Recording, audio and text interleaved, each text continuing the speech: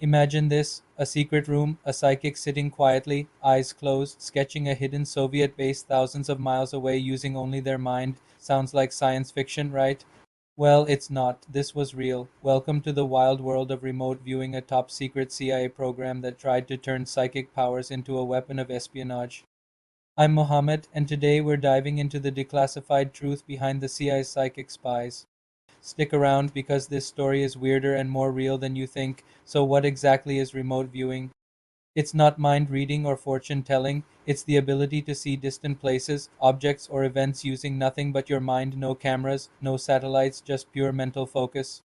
Think of it like a psychic Google Earth. The idea dates back centuries. Ancient texts from India and China mention clairvoyance spying on battlefields, but it wasn't until the 20th century that the US government said, hey, maybe we can use this. It all kicked off in the 1970s at the Stanford Research Institute, or SRI, in California. Two physicists, Hal Puthoff and Russell Targ, teamed up with a psychic named Ingo Swann to test this stuff scientifically. Swann claimed he could view anything anywhere just by focusing on coordinates. Crazy, right? But the CIA was listening and they were about to take it to the next level. Why did the CIA care? Two words: Cold War. In 1970, a book called Psychic Discoveries Behind the Iron Curtain hit shelves, claiming the Soviets were pouring millions into psychic research for espionage. The US freaked out. What if the Russians could spy on us with their minds? Enter the CIA. They funded SRI to figure out if remote viewing was legit and if it could give them an edge. The program started small, but it grew fast.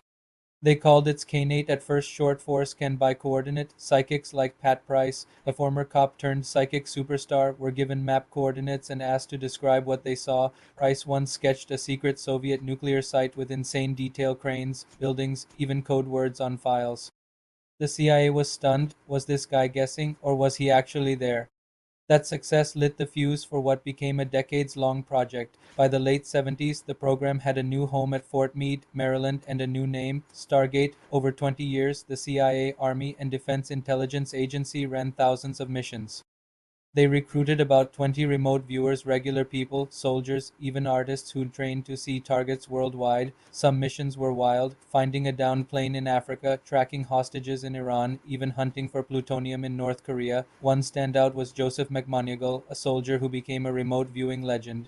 He once described a Soviet submarine in detail before spy satellites confirmed it. Another viewer, Angela Della Fira, pinpointed a fugitive's location down to a tiny Wyoming town. The hit rate wasn't perfect, sometimes it was vague or flat out wrong, but when it worked, it was spooky. Congress even funded it, with one lawmaker calling it a hell of a cheap radar system. So why isn't this still a thing? By 1995, Stargate had cost $20 million, peanuts for the Pentagon, but enough to raise eyebrows. The CIA declassified it that year, and an outside review by the American Institutes for Research sealed its fate. Two experts, Jessica Utz and Ree Hyman, ducked it out. Utz said the results were statistically real, better than chance. Hyman argued it was too inconsistent for spy work. The verdict: no actionable intelligence. Stargate shut down. But here's the kicker: the files are public now. You can read them yourself, thousands of pages of psychic sketches and mission reports. Some say it ended because tech like drones took over. Others whisper it just went deeper underground. What do you think? From Cold War paranoia to psychic spies, the CIA's remote viewing program is one of history's strangest chapters. It is not just a story about espionage, it's about what the human mind might be capable of. Did it really work, or was it a $20 million fever dream? I'll let you decide. If you want to dig deeper, check out the declassified docs link in the description. And hey, if you like this dive into the weird, hit that like button, subscribe, and tell me in the comments, would you try remote viewing? See you next time for more mysteries.